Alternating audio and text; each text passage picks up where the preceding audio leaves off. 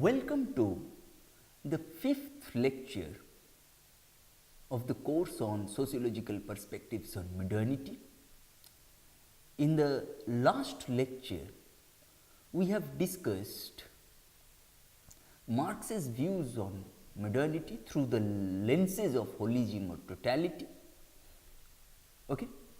And a little more discussion will now take place on holism or totality.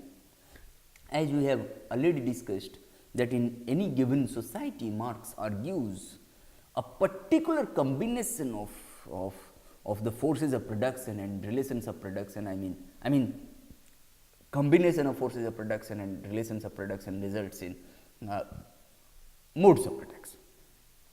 Okay? And these modes of production will dominate all others. Thus, in the society that Marx saw emerging, an industrial technology dependent on large scale investment was driving out artisanal production. Okay?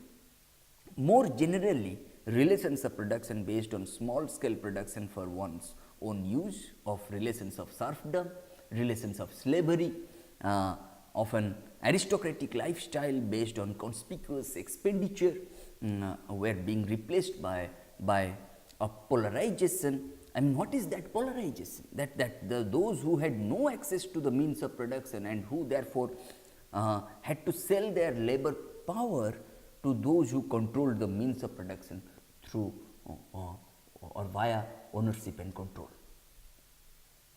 Then there is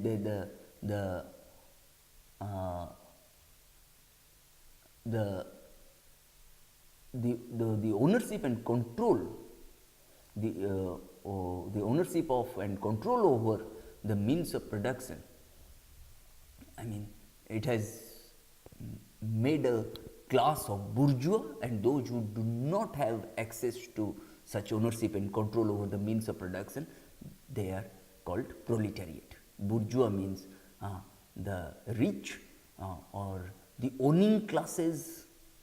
You may say in capitalism they are called the capitalist classes, and those who do not have any access to such means of production, or they do not own or control any means of production, they are called the exploited classes or the proletariat or the have-nots.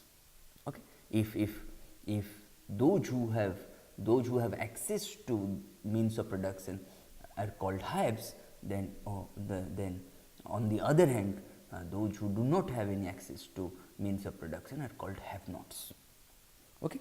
Thus, social relations in capitalist society are reshaped by this emerging situation, which replaces the domination and exploitation of feudal peasants by the aristocracy with a new kind of exploitation and a new kind of domination.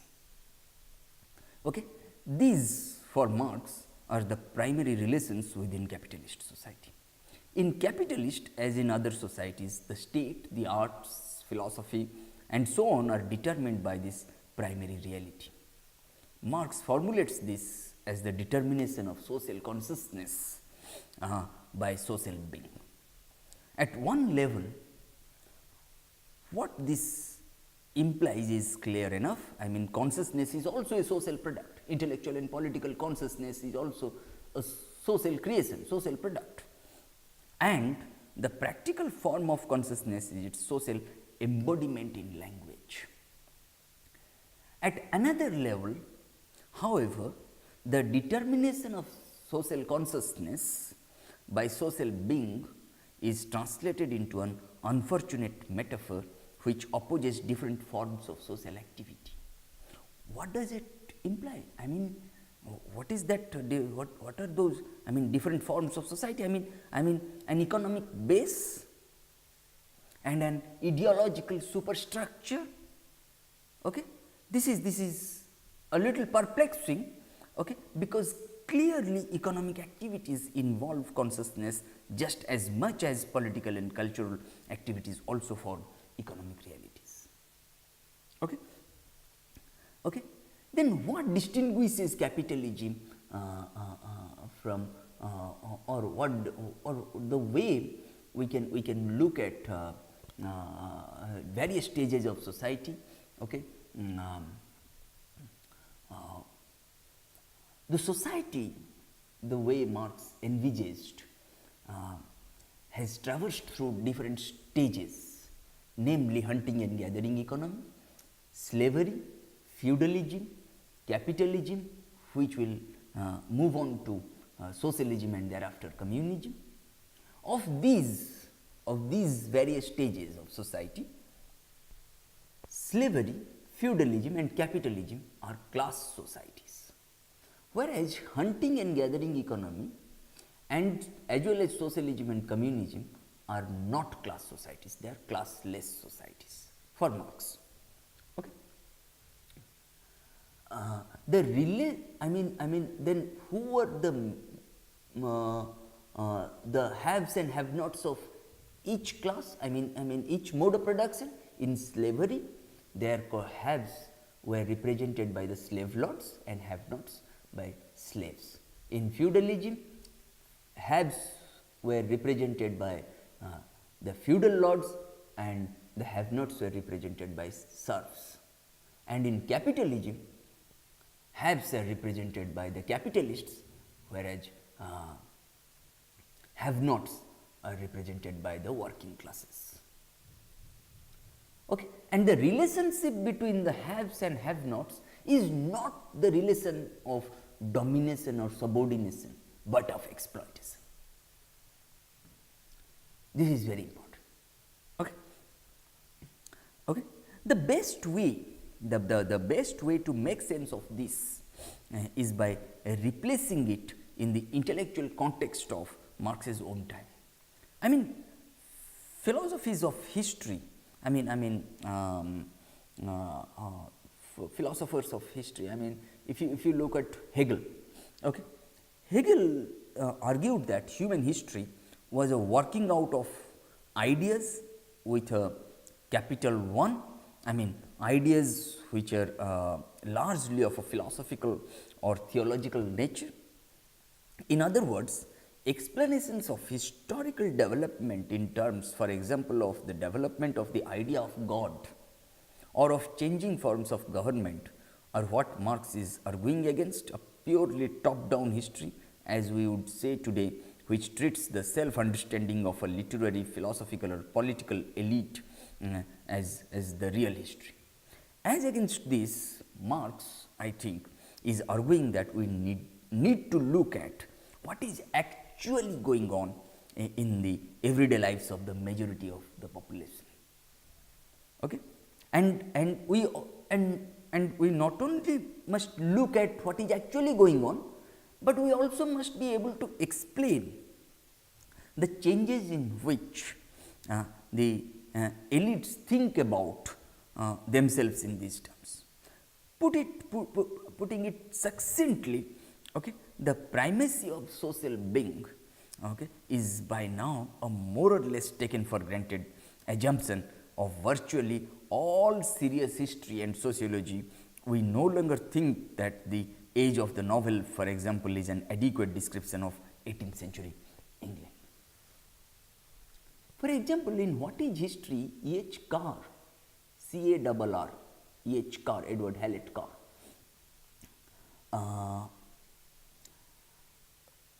wrote that whenever we try to sketch history, why the history always indicates the history of kings, emperors, religions, gods, goddesses. History has always remained silent about the slum dwellers, the pedestrians, the poor, the marginalized. History also is biased in that way. Okay? I mean what this fairly straightforward opposition, okay, lacks is a term for the social and the cultural in a broader sense. What is that? Social interaction other than the immediately economic cultural activity, other than the production of high culture. It is in this area that the serious arguments are located, must be situated, okay? But it is an area which could not be opened up until the arguments that history could be seen purely in terms of kings, philosophers and novelists had been got out of the way. That is why I said history is biased, opinionated. History has been, the way history has been sketched over a period of time has always glorified kings, emperors, and so on, the powers that be. Those who did not have power, those who did not have any access to means of production, those who did not own or control means of production, okay, they are always left out from the pages of history. Okay. Then when they are left out, when the have-nots, when the proletariat, when the working classes are left out from the pages of history, okay, such situation calls for social and political movements. Now let us see how Marx's works have contributed to the debates on modernity through another central political and philosophical foundation of modernity, namely social movements. One of the key problems in this area relates, in fact, to the opposition that Marx identifies between those who depend on selling their labor power, that is the working classes, and those who owns the means of production. They are capitalists. For Marx, because the history of the human species is the history of its social labor, the development of new modes of production is itself a human history. More than that, it is the history of a class. That is why in the manifesto of the Communist Party of 1848, Marx wrote, the history of all hitherto existing society is the history of class struggles. Okay.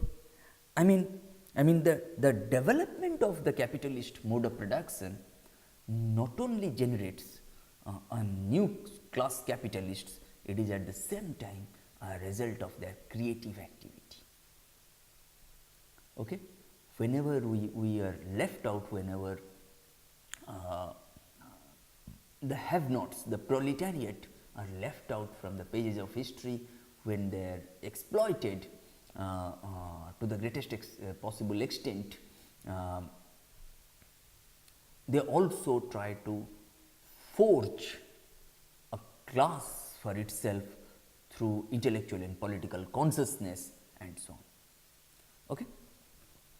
Okay. When it is the history of a class, okay, as I have already mentioned earlier, for Marx, classes are manifestations of economic differentiation.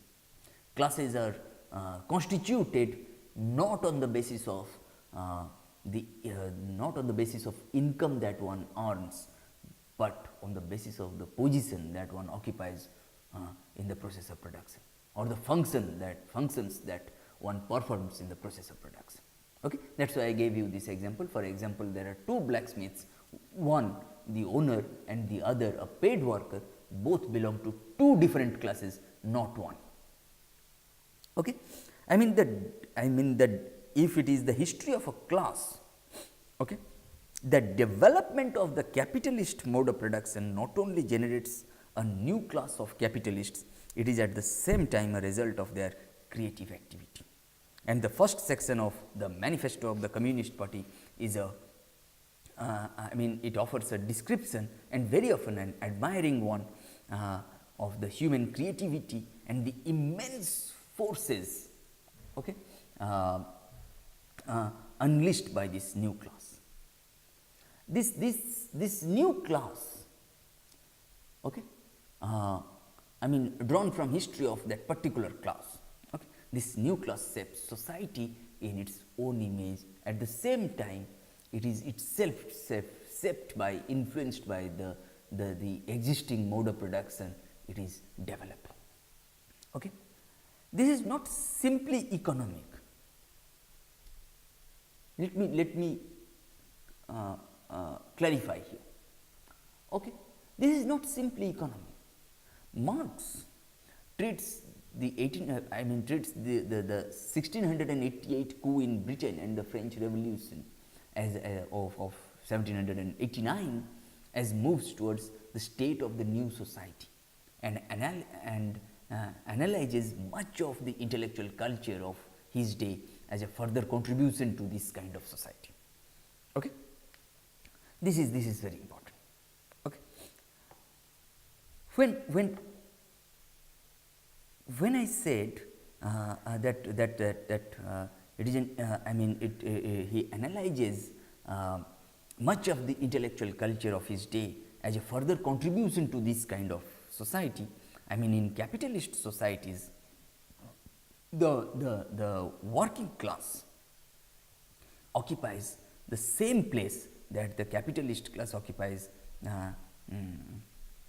in feudal society. Okay.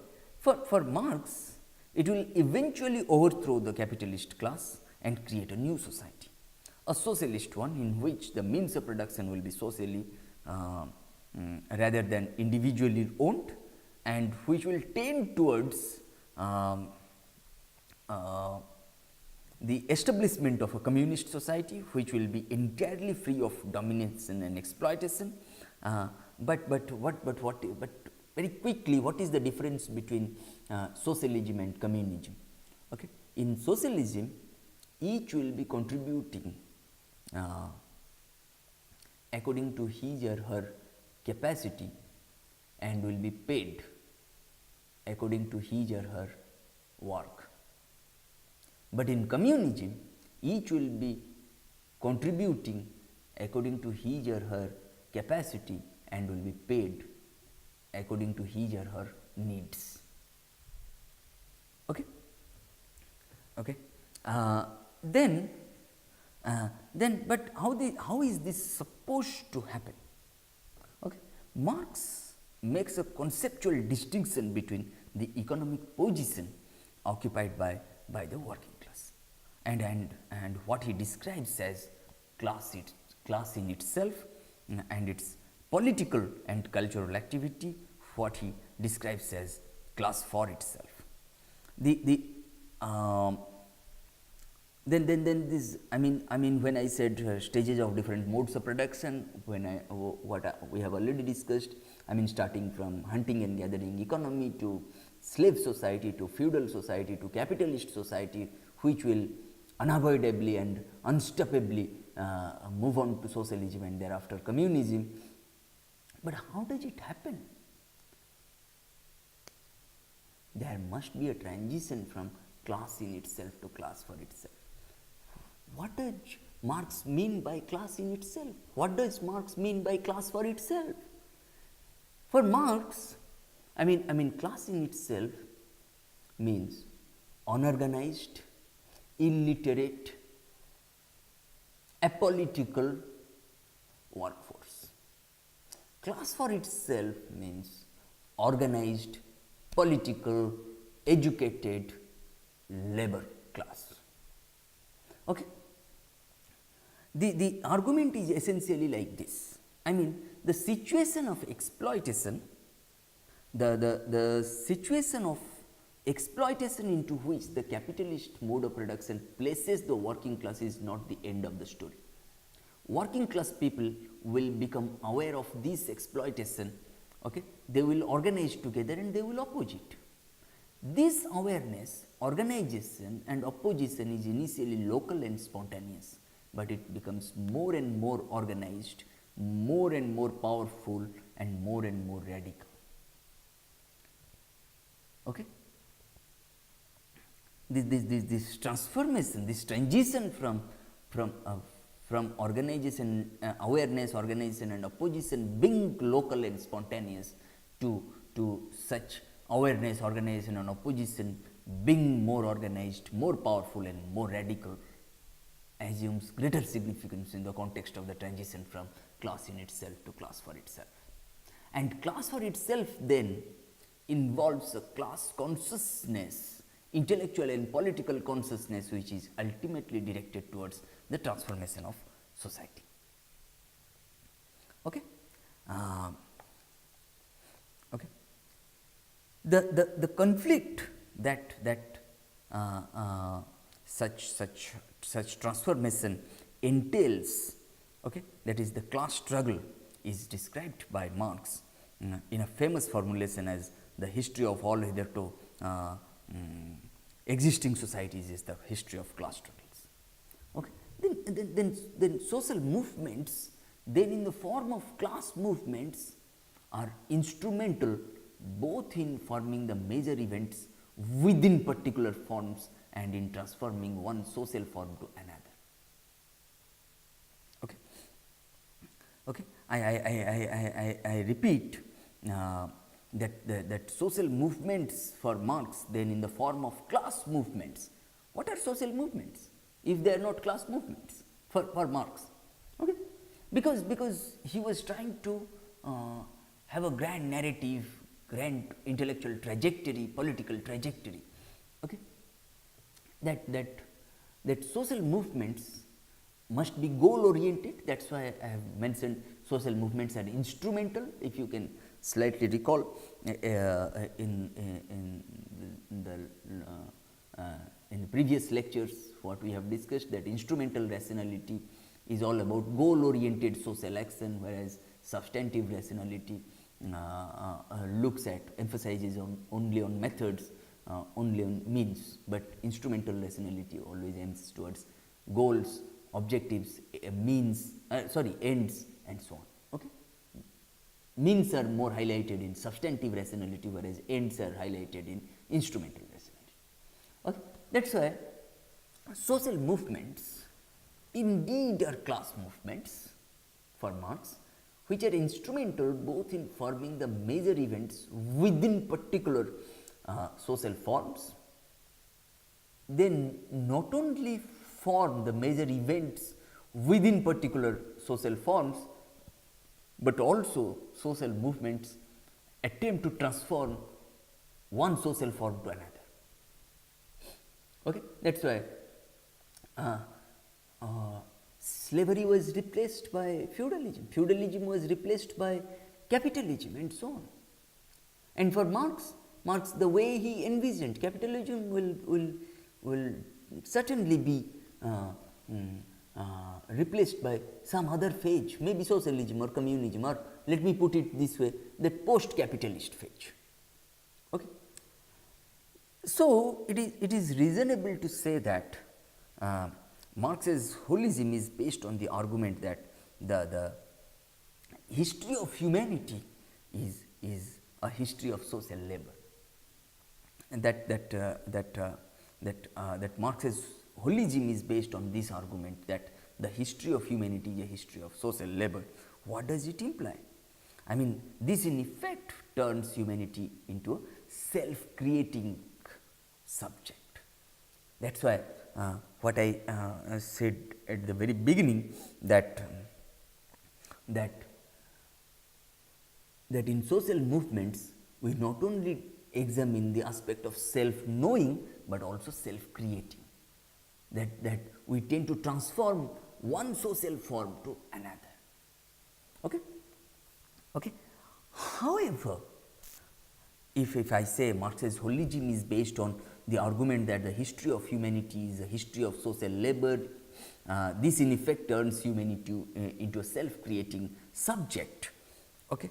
However, the development of this social labor leads to the formation of social subjects at the more immediate level of class movements, creating, transforming or defending a particular organization of social labor. Then if social movements look at if social movements look at self-creating subjects, okay, or social movements emphasize on self-creating subjects, or examine humanity in terms of self-creating subject, then it is important to look at self-knowing subject when we will be dealing with reflexivity and rationality. Okay. Okay. We will discuss reflexivity and rationality a little while later, but what we have discussed till now, let us see. Let us first see how we have till now mapped out the contours of Marx's views on modernity through the lenses of holism or totality on the one hand and social movements on the other. Okay. If you look at this, we started with this that Marx's view on modernity is deeply shaped by his own involvement in the Europe of his day. He was a philosophy graduate in the capitalist sense, in a capitalist sense, in the sense of a capitalist mode of production. He remained unemployed. He was unemployed throughout his life. He was a political activist, but we do not, a student of sociology doesn't look at employment that way. He was a political activist involved with radical and socialist organizations in Britain and France, as well as in the first Socialist International. And most importantly though was his intense intellectual involvement with his own society. The collected works of Marx and Engels can run to over 40 volumes on social philosophy, economic analysis and political comment, which taken together represent a phenomenal amount of empirical research. As we have already discussed, Marx's idea of modernity was shaped by three developments, three intellectual and political trajectories, namely German philosophy, British economy and French politics. When I say German philosophy, I refer to the collapse of the official church's intellectual credibility. When I say British economy, I refer to the industrial and agricultural revolutions in Britain, and when I refer to French politics, I mean the French revolutions of 1789 and 1848 and the French theorists of revolution. Okay? And when as a member of the Young Hegelian Club, Marx banged on the works of Hegel and Feuerbach to outline the principles of dialectic and the materialist conception of history.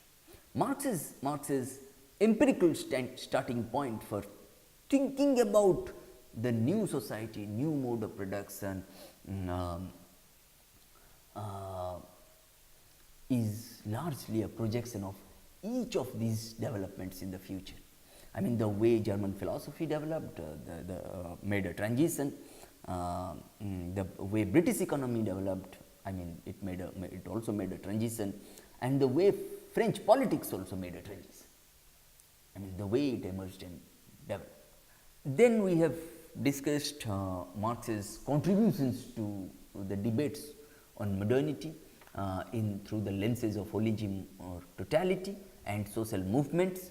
I mean, to start, I mean, what we have discussed in holism or totality, that for Marx, modern society is above all capitalist society. Modernity or capitalist mode of production is often contrasted with the earlier societies, which are described as feudal, slavery, and feudal society and slave society, as well as even earlier stages which one can discuss. And the way modern society for Marx is capitalist society is interesting. I mean, because for Marx, capitalism must be examined in contradistinction with slavery as well as feudalism in this sense, and more so in the sense of enlightenment, in the sense of industrial revolution. Marx treated capitalist society as a modern society. Okay. That is why all slavery, feudalism, I mean even before that, I mean hunting and gathering economy, they all are treated as pre-capitalist social formations or pre-modern social formations.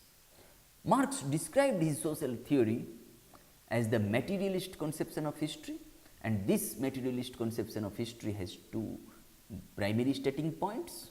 One is based on the assumption, the first is based on the assumption that humanity is primarily social, that its species being is one based on around interaction rather than around isolated individuals.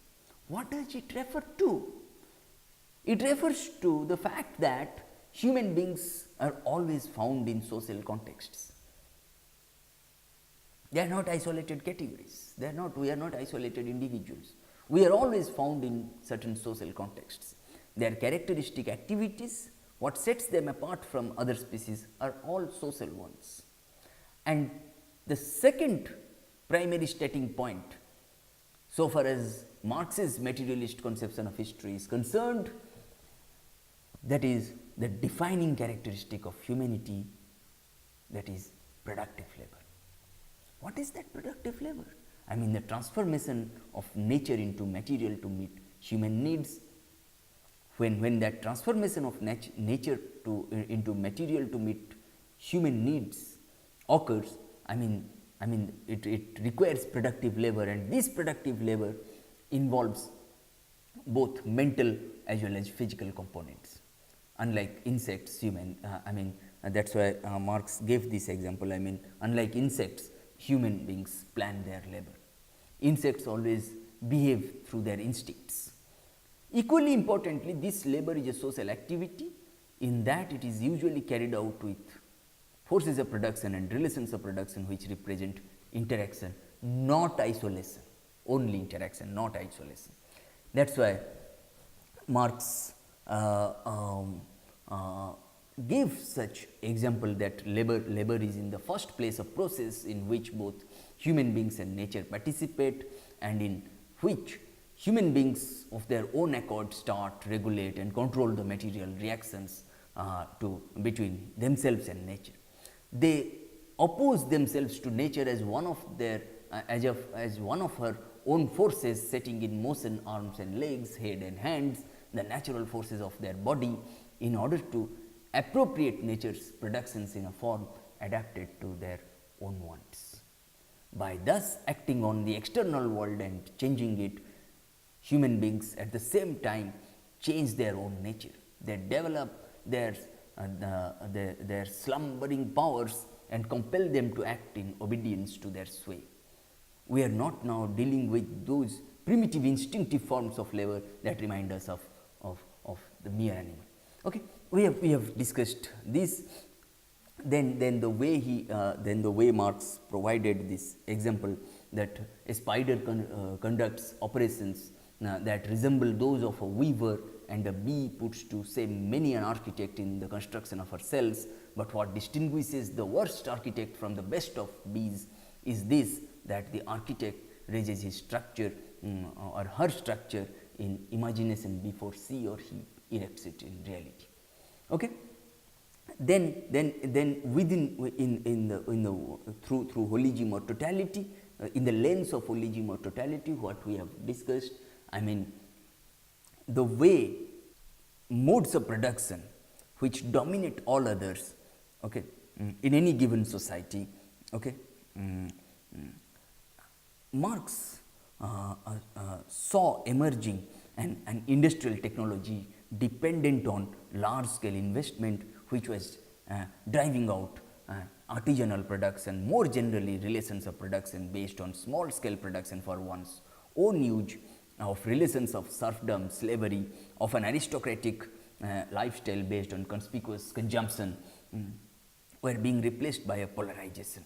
I mean the polarization between the haves and the have-nots, the polarization between the exploiters and the exploited, the polarization between the bourgeois and the proletariat. Okay? And the way proletariat have been removed from the pages of history must be examined at length and in detail. Okay?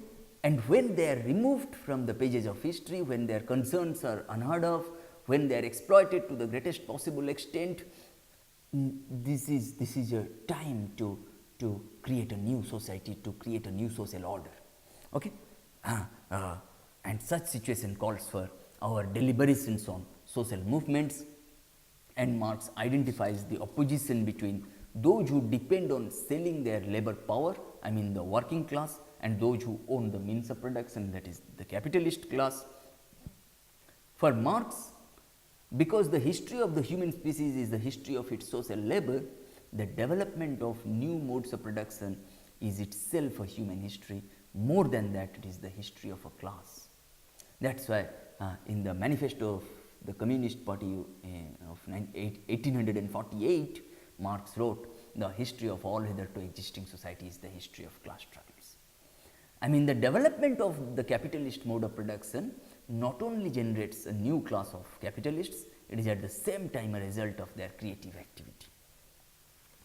And this new class shapes society in its own image at the same time as it is itself shaped by the mode of production it is developing. This is not simply economic. Marx treats the 1688 coup in Britain and the 1789 French Revolution as moves towards the state of the new social order, and analyzes much of the intellectual culture of his day as a further contribution to this kind of society. Okay? And the kind of the society that Marx envisages has traversed through different stages, namely hunting and gathering economy, slavery, feudalism, capitalism, which will unavoidably and unstoppably move on to socialism and thereafter communism. There is a difference we have discussed how there is a difference between socialism and communism. In socialism, each will be contributing according to his or her capacity and will be paid according to his or her work. Whereas in communism, each will be contributing according to his or her capacity and will be paid according to his or her needs. Okay? Such new social order requires a transition from class in itself to class for itself. The situation of exploitation into which the capitalist mode of production places the working class is not the end of the story. Working class people will become aware of this exploitation, they will organize together and they will oppose it. But this transition from being, this such awareness, organization and opposition being local and spontaneous has to make a transition to such awareness, organization and opposition being more organized, more powerful and more radical. Then comes the stage of class for itself, which involves a class consciousness, intellectual and political consciousness, which is ultimately directed towards the transformation of society. In this sense, social movements then in the form of class movements are instrumental both in forming the major events within particular social forms and in transforming one social form into another. Marx's holism, if you look at, okay, Marx's holism is based on the argument that the history of humanity is a history of social labor. This in effect turns humanity into a self-creating subject. Okay? Now, when we before moving on to reflexivity and rationality, now first let us see as a precursor to reflexivity and rationality. When I said self-creating subject as a part of social movements, and of course in reflexivity and rationality we will see self-knowing subject. Okay, but what I want to do this, here, that one must understand the contradicting views about materialism and idealism. According to Engels, your friend, philosopher, collaborator, comrade in arms of Marx, according to Engels, who dwelt upon the debates on materialism versus idealism. Okay. This view, from he borrowed these views from the works of Leibniz, Fichte, and particularly far back. The opposition between materialism and idealism is the central question on which philosophy has always turned. In his opinion, debate concerning the creation of the world, the idealists are those who maintained that spirit, whether a divine creator or the Hegelian idea, the philosophy of ideas, existed prior to nature, whereas the materialists held the opposite. Berkeleyan subjectivism, according to which existence consists in being perceived, falls, of course, on the idealistic side of the division. Idealism suggests that ideas are prior to the formation of matter, whereas materialists suggested that no, matter is prior to the formation of ideas. Although the history of philosophy is filled with the debate between these two views, they do not occur in identical terms at all periods. There have been times when civilization knew nothing about materialism in the strict sense of the term. Yet even in the basic controversies of that time, we can detect something akin to materialism in the nominalist view concerning universals, which reveals a certain interest in physical nature and in concreteness. There have also been many doctrines in the history of philosophy which tried to find a compromise or middle way between the two views, irreconcilable as they are. It is difficult, therefore, to distinguish the two main currents expressing the adverse opinions in all their purity, and between them comprising the whole history of thought. Nevertheless, we always find two conflicting tendencies, of which one is closer to the materialist viewpoint or contains more of the elements which usually accompany materialism in its pure form. The fact that idealist or spiritualist tendencies are more frequently met with in philosophy is due, Engels tells us, to the division between physical and intellectual labor, the resulting autonomy of mental pursuits, the existence of a class of professional ideologists who in the nature of things tend to ascribe the primacy. How is the materialistic view to be more closely defined? Engels maintains that the essential opposition in philosophy is between nature and spirit. Nature as propagated by materialists and spirit as propagated by the idealists. It would seem that both the opposing views express a kind of dualism. So that although the materialists regard mind as generally secondary to nature, they also regard it as something separate and different.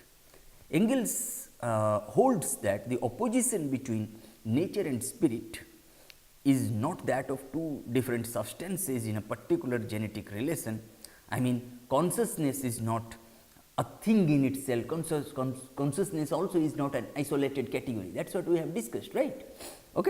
But consciousness is an attribute of material objects, human bodies, organized in a certain way, or a process which takes place in them. Engels also appears to take up purely the way he wrote in the Dialectics of Nature, if you look at history of science, that the materialist outlook on nature means nothing more than the simple conception of nature just as it is without alien addition. And again, matter as such is a pure creation of thought and an abstraction. We leave out of account the qualitative differences of things when we lump them together as corporeally existing things under the concept matter. What we can look at the way the way both Marx and Engels tried to examine social movements, I mean they also contributed or political movements, they also contributed immensely to the debates on modernity or critical modernist paradigm in sociology. Okay. I mean their reflections on their reflections on class, their reflections on class struggle, and all the more their reflections on how to create a new social order which will be classless, which will not have any hierarchy, which will not have exploitation, which will not create division within society on the basis of class and other social, political, economic variables. Okay. Perhaps for this reason, okay, the way both Marx and Engels tried to look at social transformation, political transformation, economic transformation, I mean transformation at the material real, and those contributions must be understood against the backdrop of a modern social order, new social order. In this sense, when in Thesis on Feuerbach, Marx wrote, the philosophers have only interpreted the world in various ways. The point, however, is to change it. Okay, I mean he was not looking at radical philosophers of the time. Rather he was looking at philosophers. I mean hitherto existing philosophers, which have been dwelling upon theology, metaphysics, and perhaps that they were purely speculative in nature. Okay.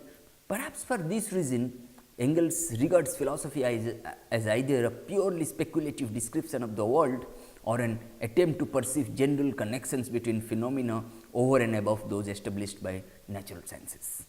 For Engels, perhaps for this reason, philosophy in this sense is to disappear, leaving behind it nothing but a method of ratiocination which has this much in common with former philosophy, that it was traditionally considered part of it, though not the most essential. I mean Engels speaks of dialectic as meaning simply the laws of thought. He elsewhere uses the term to denote a comprehensive and legitimate system of knowledge of the most general laws of nature, of which our thought processes are a particular exemplification. In this sense, he is a good deal less. In this sense, philosophy, it would seem, is the science of the most general laws of nature. Its conclusions derive logically from data furnished by the positive sciences, though they may not have been formulated by any of those sciences. Okay, this is also very important. Okay, when we look at social movements, political movements, we must look at them as transformatory in nature. Okay, if they cannot transfer the hitherto existing social orders, then perhaps there is no meaning of these social movements or political movements. Okay, they must be able to transfer the society. They must aim towards a better, just, equitable, egalitarian society, social order. Then in the fifth lecture, what we have discussed till now, we have tried to examine the quintessence of Marx's views on modernity, okay, through the lenses of holism or totality on the one hand and social movements on the other. Engels uses the term matter to denote either the totality of physical beings or what is left of things when they are stripped of qualitative differentiation. The real unity of the world consists in its materiality. In Anti-Doring, he wrote. Okay, that is to say, all that is the physical world perceptible by the senses. There is no visible nature or behind the scenes world different in kind from that observed by the scientist. Okay, if you look at such interpretation that we are trying to bring forth into discussion why materialism is a modern phenomenon, or why materialistic worldview perspective is a modern phenomenon in the context of social movements, because it provides us with adequate scope to make such transition in the stages of society.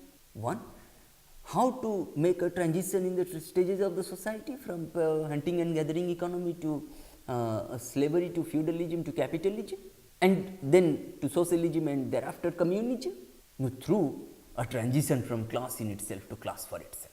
You see, in 2017, if I have to say that if somebody suggests that no, what did Marx say? Marx said capitalist society above all is modern society. Modern society. What is a modern society? The modern society is above all a capitalist society.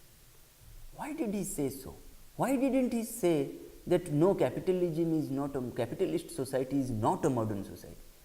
Perhaps he was trying to equate or evaluate capitalist society on the basis of the pre-capitalist social formations. Okay? He was not trying to equate capitalism with socialism or communism. He was trying to equate capitalism in terms of pre-capitalist, pre-modern social structures, social formations. When he was dwelling upon pre-capitalist social formations, for him, as I have already mentioned, for him three important intellectual and political trajectories came to his mind. One was German philosophy, secondly British economy, and thirdly French politics. Okay? I mean, if you can understand this, okay, then I think we'll slowly move on to our deliberations on reflexivity and rationality in the next lecture. Okay? Then please remember that we are still discussing Marx's views on modernity, within classic statements about sociological modernism through the works of Marx and Weber. And in the next lecture, in this lecture we have discussed Marx's views on modernity through the lenses of holism or totality and social movements. And in the if social movements are reflected in terms of self-creating subject, then self-knowing subject will be represented by two other central pillars of critical modernist paradigm in sociology, namely reflexivity and rationality. We are going to discuss reflexivity and rationality in the next lecture. Okay? Thank you.